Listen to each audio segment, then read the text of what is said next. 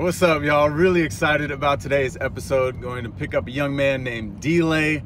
He is a father, a comedian, a former blackjack dealer in Vegas, and overcame a crazy childhood to have success not only on the stage, but on social media as well. He's one of the funniest dudes on the planet. We're gonna get to tell his story, get a workout in, and basically just hang out. You guys get to come along for the ride. So let's get it. What's up, baby? How are you? Good. Alrighty. Welcome to the show. Yeah. I wanted to go play basketball today somewhere, like just a shoot around. We can do that. I'm open to it. Fuck yeah. Let's do that. Cause my buddy, his car got impounded, so we're going over here I gotta sign off. He didn't have his driver's license, so I gotta sign off for him. And I just thought, they saw it was me. You scamming me too? You need my social? Hey, listen, let me tell you something. I thought about that, Kev. I thought about that. And the most important thing is, you're in downtown LA. I'm actually looking for Angie, the white lady with the short haircut and her titties out. The one you were talking about in the interview you did a few months ago. I saw her about a week ago. I saw this lady and her titties were out, per usual, her titties were out. And I was just like, I'm gonna say something to her. I gotta say something to this woman. I just don't know what I wanna say, because I don't wanna get into an argument with a crazy lady with her titties out. Of course. Like, how does that look? Yeah. That's gonna look kind of crazy. So I gotta find out what do I wanna say to this woman, because you don't know what to say to crazy. She's clearly crazy, she got her titties out. You don't really know what to say to crazy people.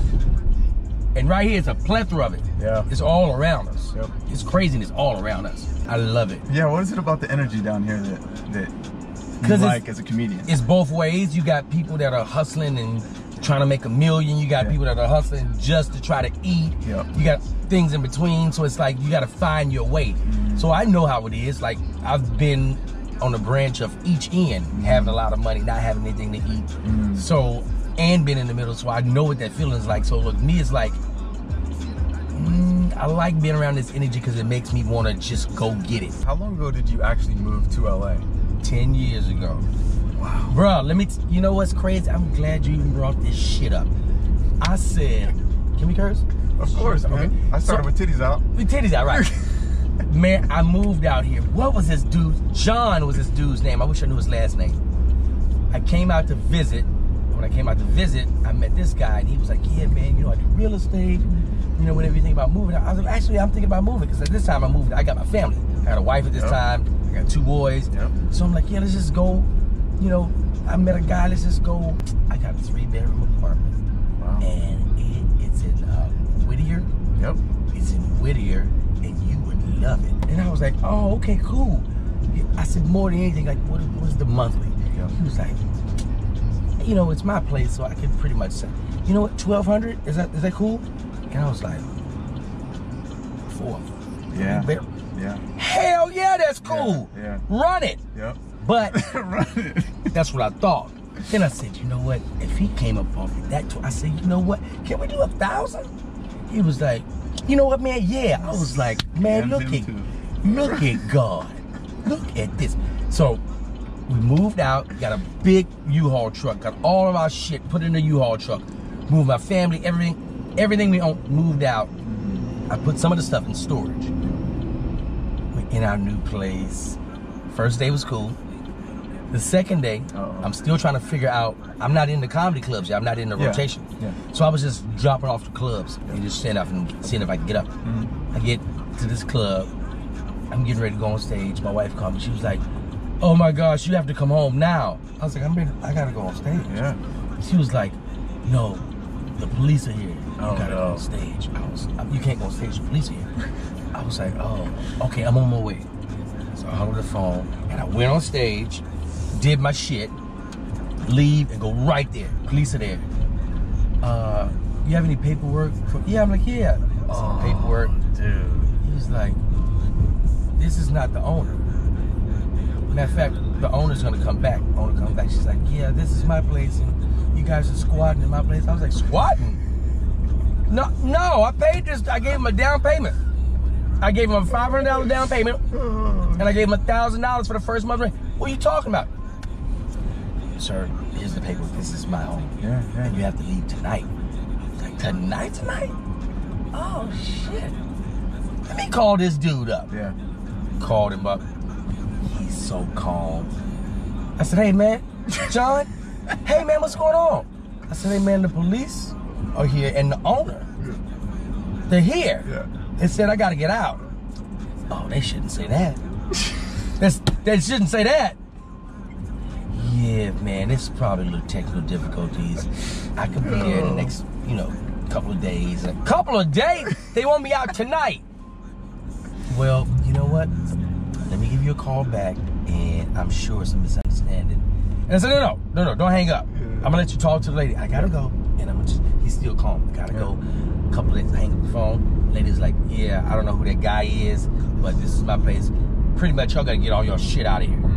So I had to pack up all of my things, and we went to Marina Del Rey. Yeah, nice area. We went there and we stayed in a hotel for like a week until I was able to get myself together. But I was just like, wow, I got welcomed to LA with a scam. That dude probably name ain't even fucking John. He just told me his name was John. And it's crazy to know, full circle, 10 years later, I'm doing a scam video on Instagram. On Instagram. Yep, I learned my lesson. Wow. I learned my lesson. How tough is it for you as a dude trying to make it in a really challenging business and industry while also balancing fatherhood and at that time trying to balance a marriage as well? It's hard. I bet. Let me tell you something. And this is for anybody pursuing a dream that hasn't accomplished. Look at that ass. Oh shit. Oh yeah.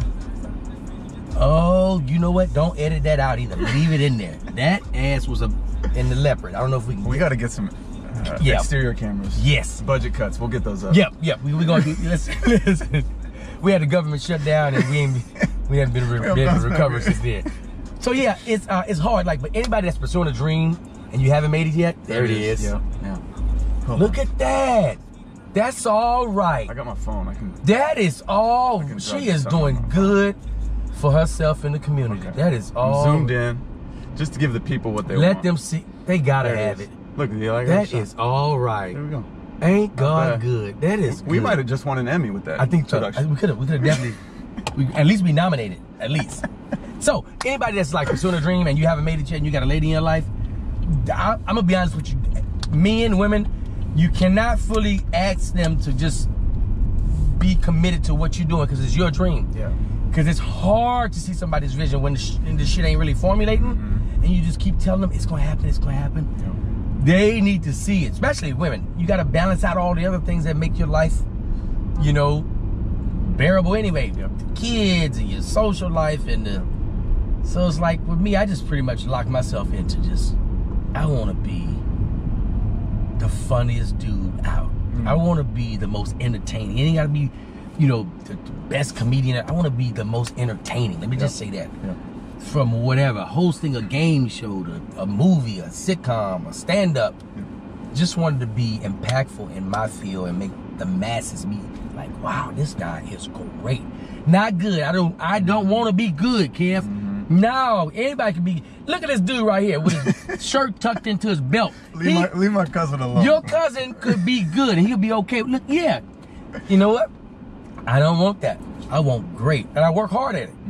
So as far as trying to balance everything, you better have your mind locked in. Because a lot of people move out here to LA and they turn right back around and go back out. So you got to be confident in what you do. Like women. Like you see so many. Like if you the baddest chick in your town, you the baddest chick in Bethlehem, Mississippi. You the baddest one. And you come out to LA, you are about to get a wake-up call. Because some shit out here that make you risk it all. It is some women out here. It's unbelievable beauty.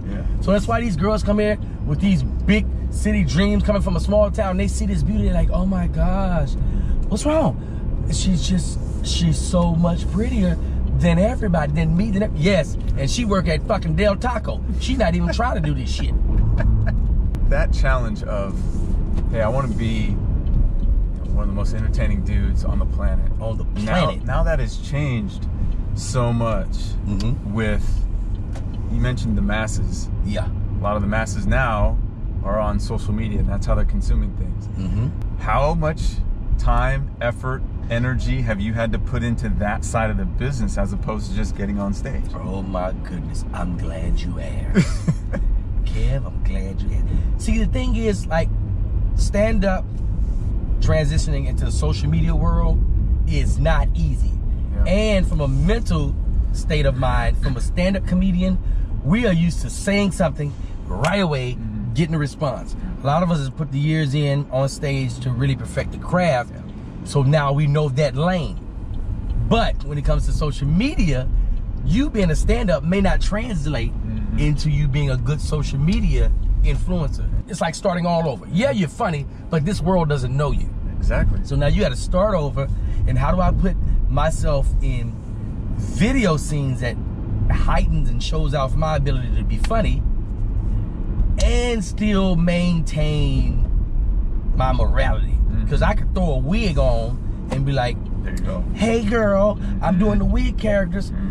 It works for some people. It doesn't work for me because I've already established myself in what I do and the lane that I'm in. So it would throw my fan base off to be like, why does he have a wig on? LA turned him out. LA has turned him out. So, and it's like, you know, and it's not a knock on that. You find your lane. I realize you got to put out a lot of shit, but it's worth it. It's worth it. Because like I'm walking through the airport and I hear somebody, hey, come get this nigga. I'm like, wait a minute, you can't say that. You can't say that. I'm in the airport. Hey, Wells Fargo, come get this nigga. You know what I mean? You got to be there. You got to be there to get it. And one of the things that drew me to your content was you were coming from a place of your truth, and you weren't trying to do anything that wasn't a representation of really truly who you are. And obviously the videos with you and your two boys speak to people in a certain way, and your truth to them and really how you are as a father speaks to them as well. What was it like for you to get the reactions you got? Because essentially you're just peeling back the curtain of how you are as a father. Anyway, right, exactly. That's what I do anyway. Like the first video that really hit with me and my sons was the video with me and JoJo, my youngest son. My boys are 13 and 12, February 12th, February 14th. Okay. Very close together. Wow. I wasn't playing no games. I wasn't playing no games with my wife. I'm shooting the club up. Doctor was like, you got to make sure that you guys weigh before you guys have, because she's very, I'm like, hey. I got this. I got the pistol. Let me shoot it up. I got this. I got this. I make sure I know. I got some forensics under my belt. I'll be able to fix this once I shoot it up. Shot it up. Bam, I get the results back. My wife was like, oh, we having another boy. I'm like, oh, perfect. Yep. So JoJo thinks that he is D-Lay. My youngest son thinks that he is me. So I was just started off doing the videos, the haircut videos. Take it in. Take it in. Take it in. That is a good looking mate. Take it in. This is the type of haircut you take into court with you. My sons, I have them in the summertime. My sons are here, and we just finished getting a haircut from my buddy Khalil. That's because my barber who cuts my hair. So we're downstairs, and JoJo has my phone. He always has my phone. Yeah. And I see him, he's recording himself. And I always listen to jazz music when I'm working. Yeah. Jazz music or some, maybe we may listen to some hip hop, but I like some jazz music too. And I see him and he's looking at himself, and I peek behind the curtain. I was like, man, look at this. He's being D-Lay. You look like my father. Dang. You do look good, son. I gotta give it to you. You look good, boy. And just to think, you used to be in my balls, and now we're face to face. Ain't that something? Yeah, take it in. Take that in.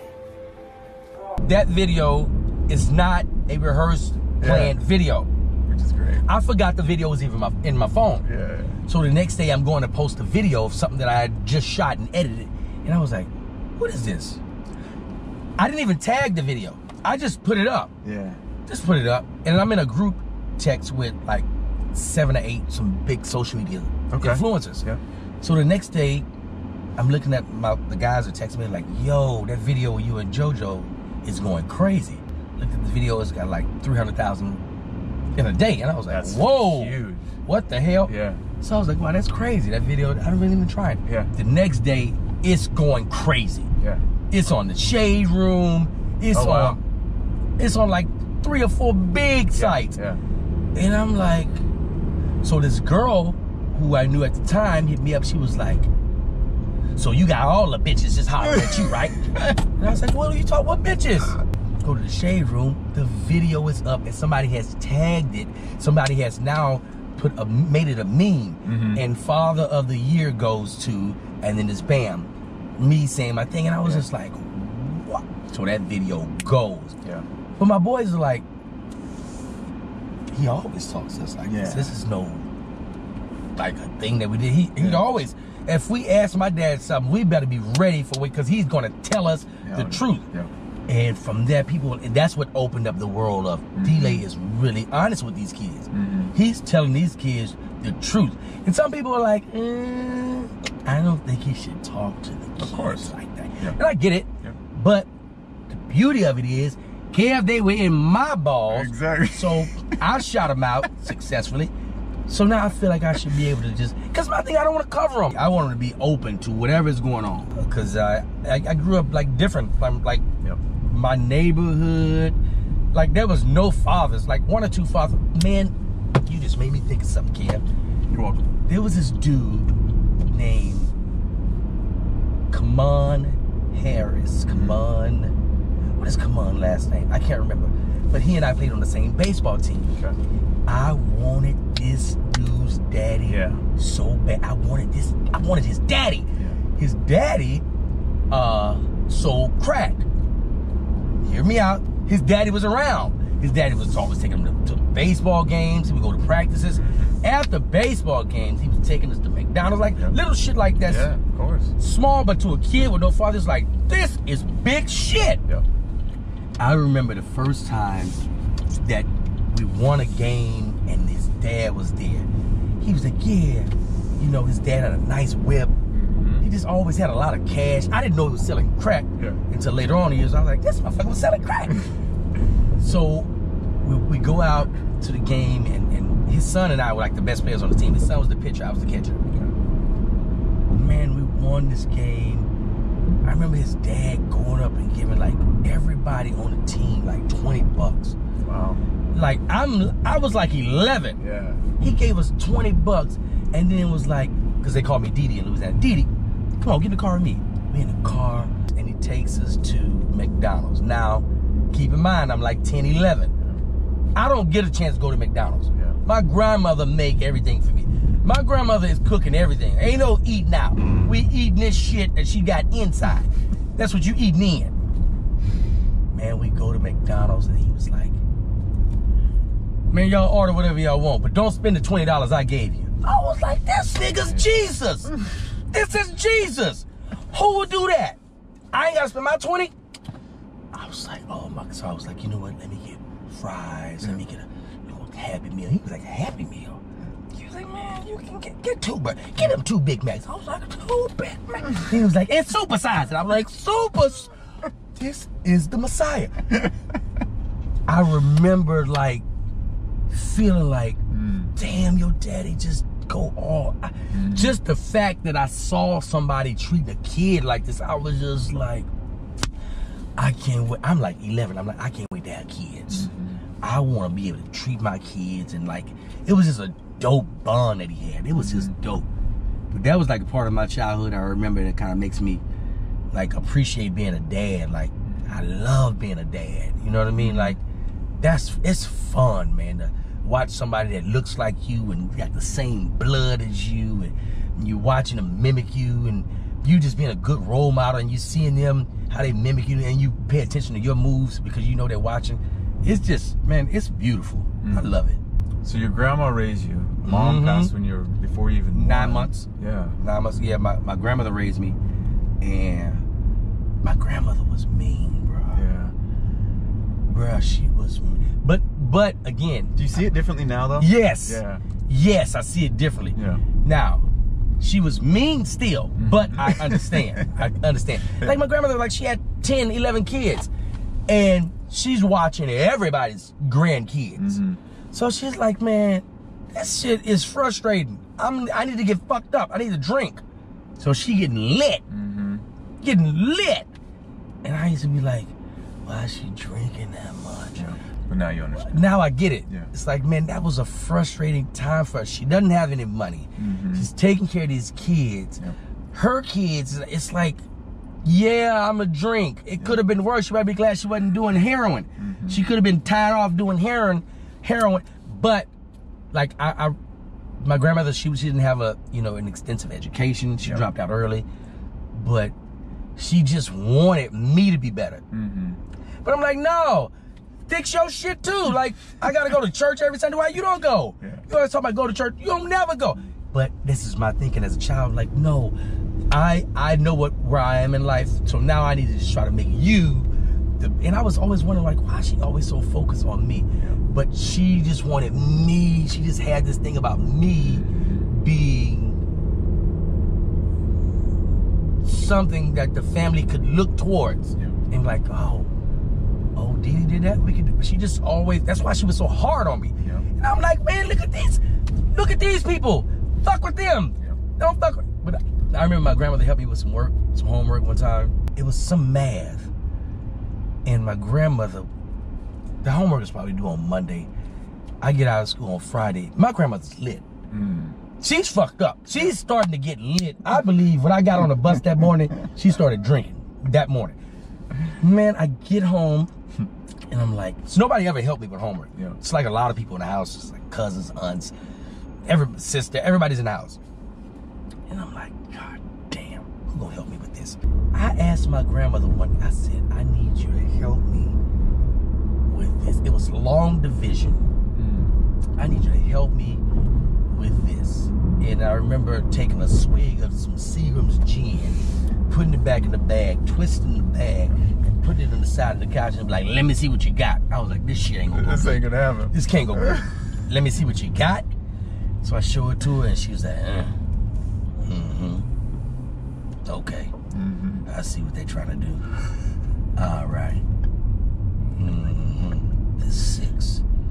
They want this to go over here. It's her having a whole dialogue with herself. You want the 6 to go over here. What if I put the 6 over here? Then the 7 gonna have to go right here. Are you looking? I'm like, yeah, but you ain't really. I'm letting you try to figure it out. Well, there it is right there. Look. As a matter of fact, look, because this one you used to have the textbooks, and you look in the back of the book, and they would give you the answer. That's right, I remember. But they would never tell you how to work it out. Yeah, you gotta show your work. Yeah, that's right. She was like, now here go the answer right here. I'm like, okay, cool, but I just need to know how did I derive? How did we get here? Yeah. She was like, you take this. She was using terminology that I never heard my teacher use, and I was paying attention to class, and I would hear, you move this over here, and you take this one and put it over yonder, and then you switch that over and put that right here. And then there it is. What? Okay, and I already know if I ask my grandmother any more questions, she's gonna get frustrated. I might get my ass beat for that. Just listen. Not worth it. She's already giving me the answers. Just work it out however she said. I take it to school the next day. I know, you know when you did something wrong because your teacher looked at your paper too long. She's looking at it in disgust. She's looking like, okay, D, what is, she just said, who helped you with this? I was like, my grandmother. She was like, okay. Well, I'm not sure how she came up with the answers right, but I'm not sure how she got to it. And so I'm gonna have to give you a 0 because you couldn't show any of your work. I was like, my grandmother's gonna be mad. I'm just letting you know that. It's gonna be some furniture moving. It's going to be furniture moving when I tell my grandmother what you got. So I get home that Monday afternoon. My grandmother's same self, lit, getting lit, preparing food for the evening. And I was like, I was scared to even tell her. I was like, so I was like, Ma, I got a 0 today. You got a 0? How? How the hell you get a 0 and you got all the goddamn answers right? So I didn't show my work. You showed it. Did you write it down? Yeah. So how you get the answer wrong when you got the answer right? The answer's right. That's not the problem is I didn't show my work. Did you write it down? Yeah, she thinks just because I wrote it down, I showed my work. She don't understand you got to break it down. How did I deride? How am I coming to this number? But she had the love, just didn't have the knowledge or the education to impart what I was trying to ask her. You're 12 years old. She passes away. When you look back on the next, decade of your life after that, do you see it as like, all right, the one person who was truly holding me down goes, I knew at that point everything else around me was dysfunction. Oh yeah. I needed to get out of that space, and I needed to find my passion that would take me out of there. Yeah, that's exactly what happened. I knew at an early age, I knew I was different from my family. I knew I would think different. I knew I was going to do something in the spotlight. Yeah. Like, I knew whatever I did wasn't going to be behind the scenes. I knew it was going to be. So when my grandmother passed, I was just like, oh my gosh, I'm really in this shit by myself. I don't know what. I'm 12. I'm like, I got to figure this shit out. So I moved with my aunt. I moved with her, but I was still on my own. Like, nobody's like telling me, get up, go to school. Nobody was helping me with homework. Like, I'm doing all this shit on my own. Like, I'm grown as hell at 12. Grown. So I'm like, oh my God, I gotta figure this out. So it was one thing I knew I wasn't gonna let myself down. I may mess up on something, but I'm not gonna fail me. I may not be able to get this done because I don't have the knowledge and I don't have the experience yet. But I'll rather take a chance on me rather than leaning on, because I was dealing with a lot of deaths. My great grandmother, my mom, my aunt, like a few of my aunts had died. Like, it was like every year I was dealing with a death. So when I was like literally getting numb to this shit, then I said, you know what? I can't really count on them. For one, they're just not gonna be there. They're just not equipped to be there for me. That one. And two, motherfuckers are dying. So I'm experiencing it. I'm like, I don't want to get close to nobody because they're gonna die. That's what I was experiencing. So I said, okay, I need to figure out what it is that I love to do. I loved playing basketball. Anything sports at that time, I was playing basketball. And I really was like, yeah, I could do something with this. When I was in college, I got a chance to play against some cats from the Shreveport Storm. Okay. It was a CBA team. And that's what made me realize, oh shit, it's another level. One day my coach was like, hey, I'm gonna get you in and start working out with the Shreveport Storm. Cause I was always talking a lot of shit anyway. I was like, yeah, put me in with the Shreveport Storm. So he gave me a nice slice of humble pie one day. They put me up against their guard. And this when I realized I could never make it to the NBA. This guy I was guarding was 6'5".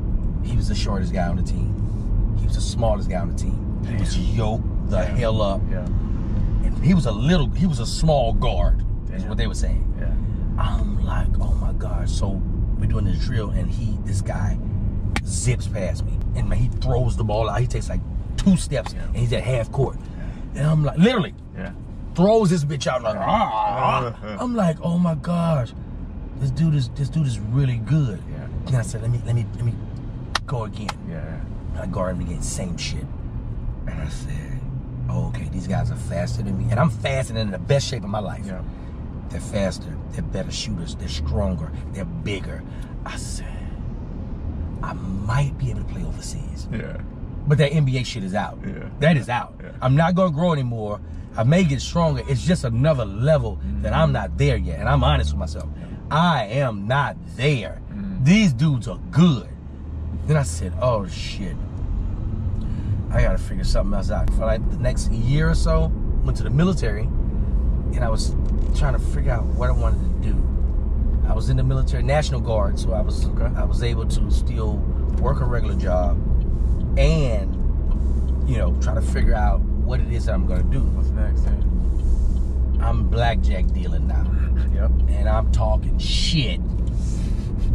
I am talking shit on these people's table. I'm talking about, because I want you to win. I'm not one of them dealers, dealers are quiet, they just whip their ass and be like, oh, sorry. Dealer has 21. Oh. No, I'll be like, damn, dealer got 21. But don't worry about it, you still got money in front of you. Bet it again, let's go, run it back. Man, I'm dealing and this guy comes up to me one day and he says, hey man, you are funny, man. I've been watching you. Like, I've been watching you for like a week. And I was like, oh, okay, thank you, man. You ever did comedy? I'm like, no. Who does comedy? Who the hell does comedy? I don't know. Yeah. He was like, yeah, man, you're funny, man. I think you'd be a really good comedian. I was like, oh, thank you, man. Appreciate it. Cut to about 3 months later, on the table, talking shit, blackjack. That dude comes up to me again. He was like, hey, man, you still wasting your time, huh? I was like, oh, you again. Here this dude go again with this shit. Yeah, man. Yeah, I've heard I'm funny, you know. Hey, man, I know the guy at the Funny Bone. He's a friend of mine. I can get you in over there. And I was like, what are you talking about, man? Man, you could make a good living doing it. I'm like, who gets paid? I didn't even know you got paid. Yeah. I really did not know you can get money for doing comedy. I was like, are you serious? He's like, yeah, man. I said, oh, okay. Let me think about it. I go on break. When I go on break, the guy that's sitting next to me, the dealer next to me on the next table, overheard the whole conversation. He was like, man, I think you could do it. I think you can do comedy. I was like, you think so? He was like, yeah, man, you are funny. I was like, all right, I'm gonna try it. Let's just see. I got off a break and I went downstairs and I told the guy, I said, you know what, I'm gonna try it. I'm gonna do stand up. He was like, I'm calling the guy now. There you go. Called him. This was like on a Monday. Called him up. He was like, hey man, it's a go. You're on for Thursday. I was like, wait, whoa, hold up. Thursday? I'm not ready. Yeah, you got a set. Oh shit. I'm about to go on stage. Like, I don't even know what I'm gonna talk. I have no idea. Yeah. Nobody's coaching me. I'm not looking at any tape. I don't know nothing. Yeah.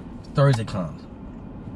I go to the Funny Bone in Baton Rouge, Louisiana.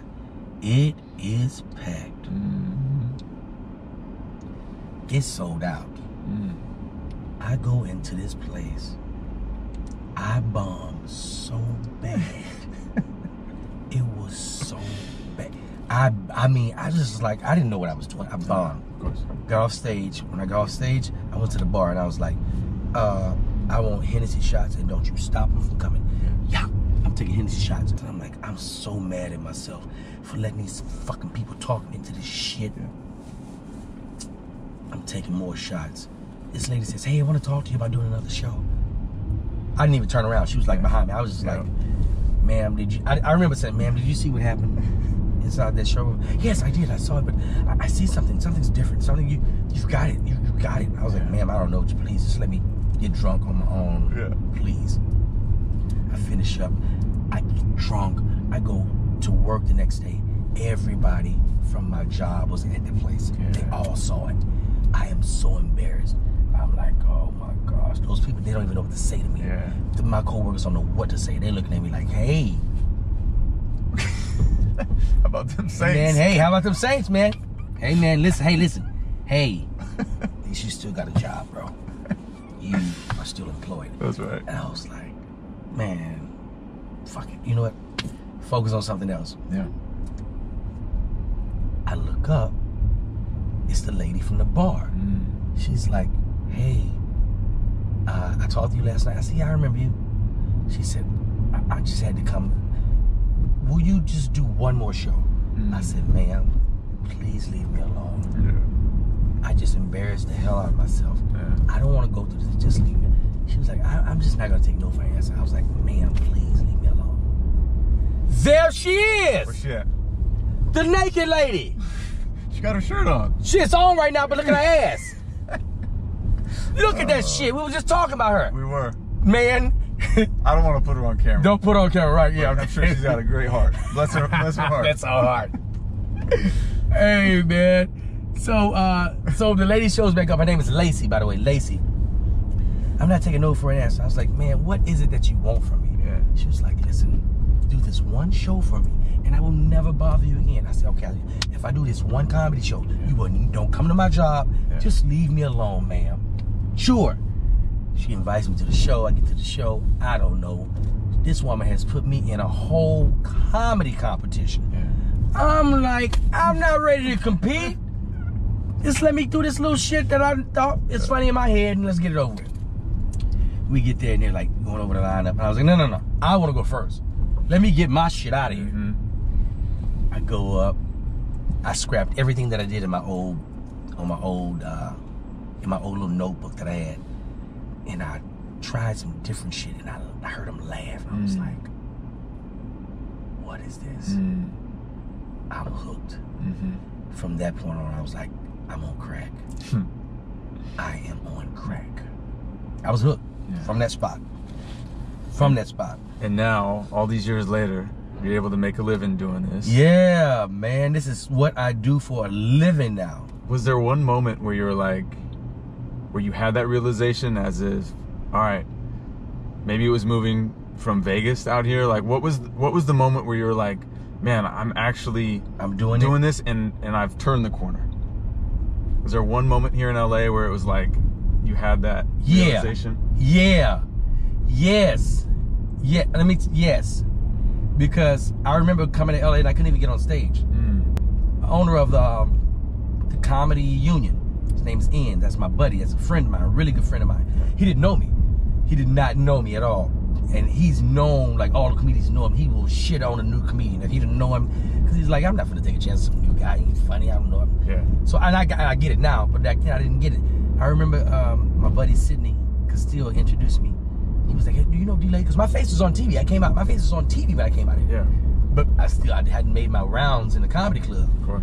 Man, I was at the Comedy Union trying to go up, and he introduced me to Ends. He said, yeah, this is D-Lay, funny guy, and we want to get him some stage time. Ends looked at me and he was like, do you have a tape or something in which I could watch you perform? Because I've never seen you before, and I don't want you to run my audience off. Yeah. I was like, the stage is right there. Yeah. There's people in the audience. Let me go up for 3 minutes. If the shit ain't working out, then just. But I was just like, damn, it's like really clickish around here. Of course. So, to answer the question, I remember I started getting on the road a little bit, and I remember saying one night, I was like, I'm about to go to this comedy club. I'm just gonna sit back and just chill and just watch some comedy. And I remember going to the comedy club, and all the comedians were showing me love, and whoever the guy was booking that night was like, D-Lay, man, I know you. Hey, man, you want to go up? And I was like, oh, no. I'm just chilling. No, man, you have to go up. Yeah. So I was like, okay, cool. All right. So I went up, had a great performance, and then it started happening like that. Any club that I was going to, they were like, hey, man, you want to go up? And I was just like, I remember I couldn't even fucking get on stage. Yeah. Really? This is really happening. Wow. So yeah, that was a pivotal point in my career. I was like, I feel like I'm really doing what I'm supposed to be doing, and I'm making the strides. I can see the work is paying off because people are recognizing and saying, hey, listen, come get on my stage. So yeah, that was my eye-opening moment. And now to take that trajectory, path, success, and get that over to the social media side, you work with guys like Cruisin. Yeah. How has that helped you find your footing on Instagram and other social media platforms? My buddy, King Kieran, we have a tour we do together, the Joke Boys. And Kieran saw me like years before we started working together. He saw me in Houston with Bill Bellamy. Yep. And we ran into each other at the Melrose Improv again, me and Kieran. He was like, yo, I saw you at, a few years back. And I was like, man, you funny. And I was like, bro, I've watched your stuff online. And I was like, when you gonna start doing stand-up? He was like, oh, no, I'm not doing stand-up. I'm like, bro, you gotta do stand-up. So he was like, man, well, let's talk. Talked the following week, and it was more like, hey, listen, man, I can show you some stuff on social media. Show me some stuff with stand-up. And I was like, bam, there it is. And the thing I give, like, Kieran and a lot of these social media stars, they put in a lot of work, bro. These dudes, they put out a lot of shit. They filming a lot. So I was just like, okay, that's the world that I'm gonna be in. You gotta take it on full speed, because you think you're gonna do one video a week? These Instagram dudes are knocking out 2 videos a day. Some more than that. You see these guys like Tony Baker, Yeah. Man, these dudes may drop 3 or 4 videos a day. Like, God damn. So, like, you see some of these guys, like the Tony Bakers, these are guys I call, like, the hybrids. I mean, they're good at stand-up, and they have a great social media. You know what I mean? Like, you see that, and you're like, that's what it takes. Yeah. Plus, Keyron was like, man, why don't you just talking to the camera? Yeah. All this doing scenes and shit. Just you. I think you best if you just talking to the camera and just tell the truth. Just talk, like he was telling me, like, the stuff you say around here, man, it's hilarious. You just edit it and say it. I was like, you think so? Yeah. Did a video with my sons talking about babysitting. I was like, I'm not babysitting your kids this summer. It's summertime. I'm not watching your kids. You know who's gonna watch your kids? My kids gonna watch your kids. And all along, my boys are in the back wrestling and shit in the background. So I do that video, and then I was like, oh, that video, they like that video. Yeah. Deion Sanders became like, that's a buddy. It's a friend of mine now. That's my buddy. I'm like, what? I love putting out content. I just love putting out funny stuff. I love entertaining, especially when I can have an idea in my head, which I think is funny, and then I can formulate it, and then I can show you, and I can show everybody, and they'll be like, oh my gosh, I think it's funny too. That is where the crack epidemic starts for me. That's when it becomes crackish. How about we end it with this? You've planted these foundations both on stage and social media. You've built these relationships. You've got your sons, they come out with you and stay with you for the summer, and you're out in Oklahoma to see them often. You have that balance that you've worked out in your life. Is there one thing, some tangible goal that you've set in your mind that gives you that energy to attack the days as you attack them, because you have this energy about you? Is there one thing that you're shooting for right now? Yes. Yes. Absolutely yes. I want my own TV show. There you go. I want that where I can be on set in LA, having my sons here because they live in Oklahoma now, having them here, and being able to make whatever moves I need to make because I'm not on the road. And then when I decide to go on the road, I've built up a big enough fan base where now I can say, you know what, boys, we out of here. Yeah. My boys on the road with me. I got a tutor because my sons speak Mandarin. There you go. They speak Chinese. They can't have no regular damn teacher. Yeah. They need a teacher that can speak Mandarin fluently, because they speak fluent Mandarin, and we need some people to help with another part of the curriculum. So being able to be in that position where it's my own show and I'm able to make moves on my own. And in the next month I'm gonna take off and I'm going to Africa with my boys, because going on a safari is going to be, that's my everything. With me and my sons, going on a safari in Africa is everything to me. And so I find myself, that is a motivational tool that I have, that I kind of sit on in my brain. I'm like, we can't be resting today. We got to get Caleb and JoJo to Africa so we can get on the safari. We can't be on the safari getting Caleb and JoJo over there and we sit at the house. We need to be making some kind of moves. We make this thing possible. We've been driving about an hour. You ready to go play some hoops? Yeah, let's go play some. Let's get it. Find a court. Let's see a YMCA. I think I saw YMCA around in this area. Y'all didn't know that I actually do this. And there was a lot of doubters. There was a lot of naysayers. There was a lot of people on the fence. Get your ass off the fence and worry no more. Jump Shot Johnny's in this bitch. Let's get it. Ha! Jump Shot Johnny.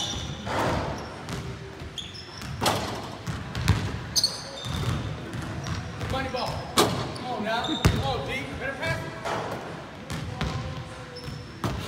You got it, D. Come on. Give it back. There it is. Keep it popping. Keep it popping. Ha, keep it popping. Let it fly. Keep it popping. Just let it fly. Let it go. Ha, let it go. No edits. Ha, let it go. Don't edit shit. Don't you edit shit, Cam. Money ball.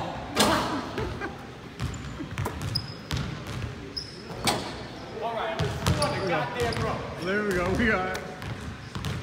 Short. Shit! I feel like I'm bleeding from my chest. I feel like there's bleeding that's been internalized within my body. And if I keep going, It'll come and heat and you will see the blood. Shit! You sure you don't want me to do any edits on that? Yeah, actually, I want you to edit it. Just one or two. Just one or two. Yeah.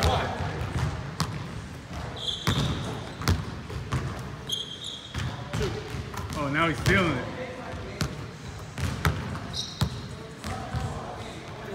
Yep.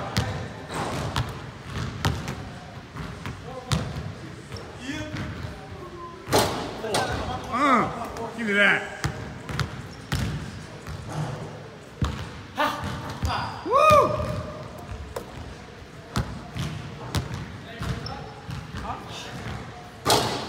You got this, come on. I got 6. Bang, 6 out of 7.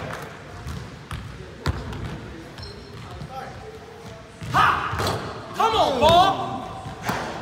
7, here we go. Yeah. Yep. 7 out of 10, moving and getting his own rebounds. I'll take that. That's good money right there. There you go. 1 for 1. Let's get it. 1, 2. Let's get it. You got it. There you go. 2, 3.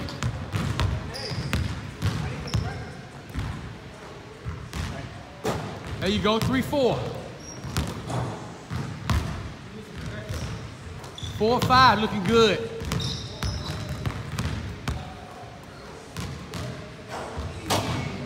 4, 6. You still good? There we go. There we go. Not there bad. he is. Not bad, man. Not bad. Oh, man. D-Lay, you're young. Here we got it. I'm tired, my body weary. Yeah. We're gonna get back in this car and rock out. Get D-Lay back home. Let's go. Solo Lucci from Nolans. Yeah. A little home flavor for you. That's right. Give me some. Give me some Bayou, some Cajun feeling things.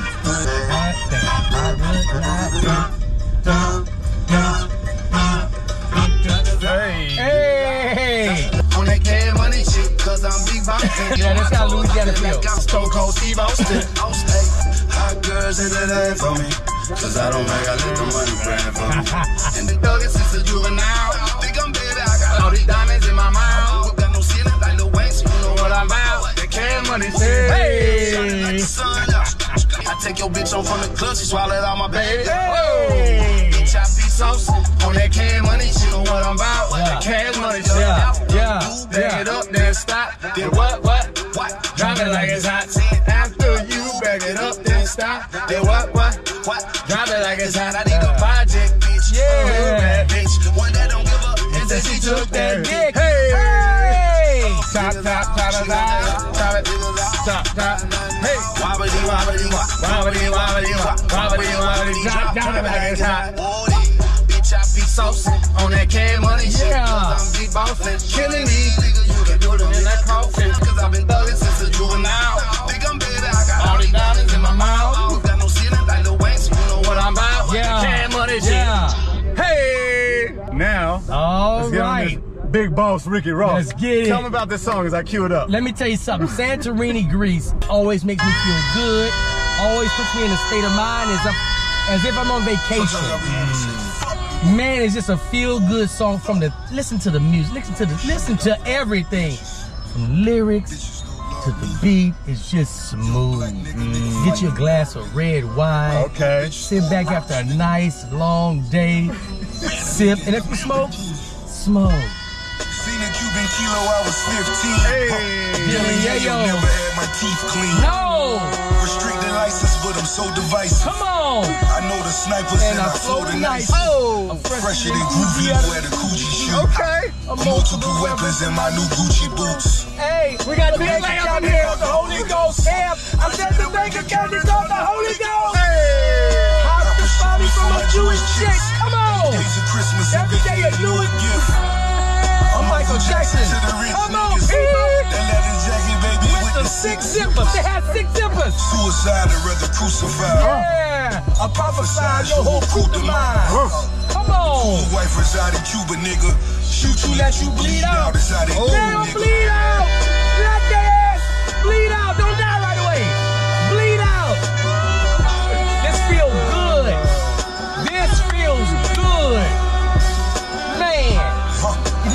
on and get your shit together. You don't believe in God. Kev, from this very moment, you should believe in God. Right. Yeah. Half of my niggas out at the Attica, either trafficking or destined to be a janitor. Come on. Diabetes rampant in my bloodline. Okay, D-Lay, got it. Would be happy to see the sunshine. Art bezel with Leo, I'll be 300 with him. 300? We see this for all the niggas who running with him. Ask 100 women, yeah, they wanna hit them. I'll be halfway, you still be running in them. Come on. Better yet, take my old bitches and mold them right. Whoa. And if I want her back, I come and take her back. Santorini, Greece. I put it on the map. Come on. Come on. This is a get your shit together song. Are you feeling down in the breast? This should uplift your spirits and take the sewage out your soul. Man, you gotta be grateful. White man love me when I get my bling on. But you hate me buying real estate in foreign lands. So selling dope was the path they chose. But now it's boats and it's Bel Air roads. Yes, sir. Rich niggas and they set in stone. The neck, Rocky Sylvester Stallone. He's rocked up. See me in Capri, the man D's. Santorini, Greece with a dollar piece. CC. my money long, you know it out your reach. Only fat niggas jumping on the beach. Versace underwear to see your ass crack. Martha Stewart, Jeffrey rated both. And Snoop Dogg donated the smoke. Hey. Come on, Snoop, thank you. You didn't have to do it, but you did. Thank you, Martha. You decorated that man's shit. You could have left it all the way there. You didn't do that. Chinese arithmetic. It's Chinese arithmetic. Caleb and JoJo. It all add up. That's how we roll. Yeah. It all add up. This was dope. This was dope. And you know what? I'm going to go ahead and put it in the universe. We're doing it again. Let's do it. You know why we're doing it again? Why we doing it again? I'm glad you asked me. I did not think that you would ask me, but you did.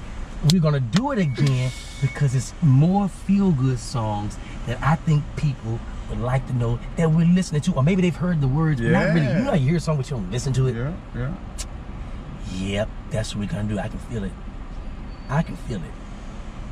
And it'd be even doper once we do it after some of the things I've accomplished that I said I was gonna accomplish. Amen.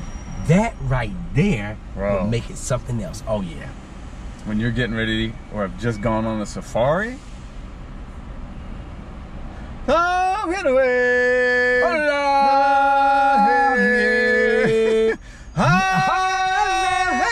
That's it. Hey,